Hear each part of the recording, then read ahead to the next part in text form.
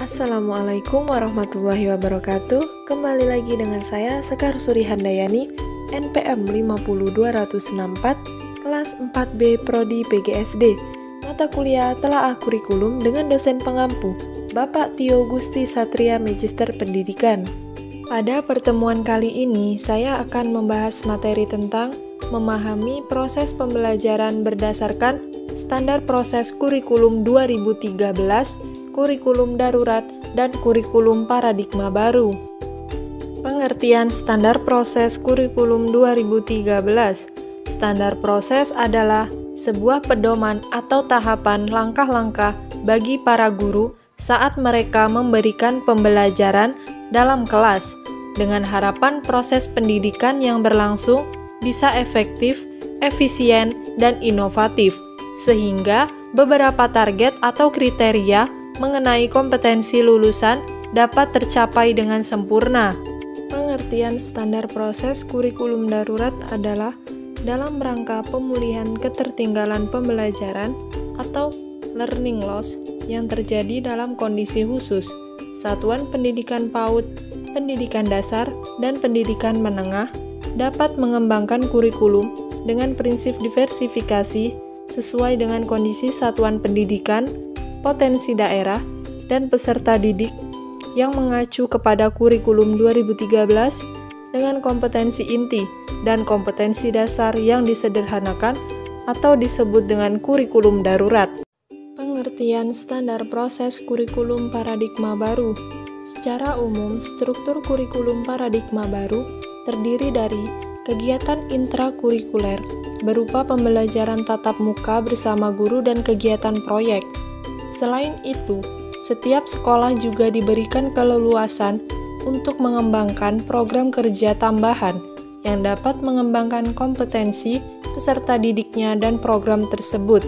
Tujuan standar proses: 1. Memudahkan guru dalam membuat perencanaan di sekolah, baik perencanaan semester atau tahunan. 2.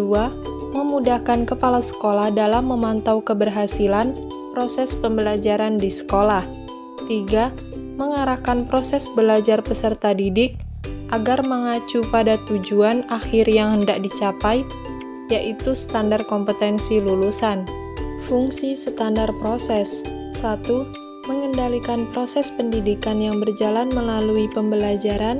2. Meningkatkan mutu atau kualitas pendidikan. 3. Alat untuk mencapai program yang telah direncanakan oleh tiap instansi pendidikan. Manfaat standar proses.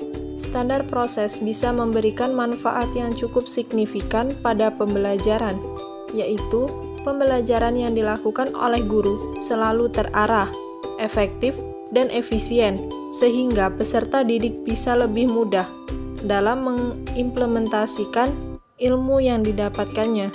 Prinsip standar proses: 1. Dari peserta didik diberitahu menuju peserta didik mencari tahu. 2. Dari guru sebagai satu-satunya sumber belajar menjadi belajar berbasis aneka sumber belajar. 3. Dari pendekatan tekstual menuju proses sebagai penguatan penggunaan pendekatan ilmiah. 4. Dari pembelajaran berbasis konten menuju pembelajaran berbasis kompetensi. 5. Dari pembelajaran parsial menuju pembelajaran terpadu.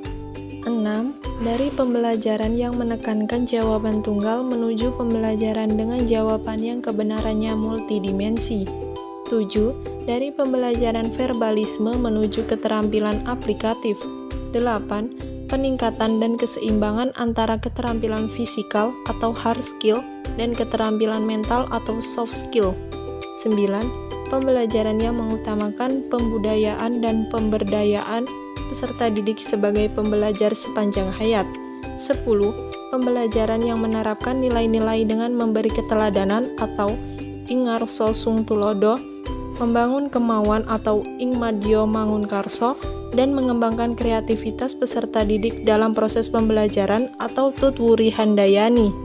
11. Pembelajaran yang berlangsung di rumah, di sekolah, dan di masyarakat. 12. Pembelajaran yang menerapkan prinsip bahwa siapa saja adalah guru, siapa saja adalah peserta didik, dan di mana saja adalah kelas. 13. Pemanfaatan teknologi informasi dan komunikasi untuk meningkatkan efisiensi dan efektivitas pembelajaran. 14. Pengakuan atas perbedaan individual dan latar belakang budaya peserta didik. Karakteristik pembelajaran pada setiap satuan pendidikan terkait erat pada standar kompetensi lulusan dan standar isi. Standar kompetensi lulusan memberikan kerangka konseptual tentang sasaran pembelajaran yang harus dicapai. Standar isi memberikan kerangka konseptual tentang kegiatan belajar dan pembelajaran yang diturunkan dari tingkat kompetensi dan ruang lingkup materi. Itulah tadi pemaparan dari saya, kurang dan lebih saya mohon maaf, kepada Allah saya mohon ampun. Saya akhiri, billahi taufiq wal hidayah, wassalamualaikum warahmatullahi wabarakatuh.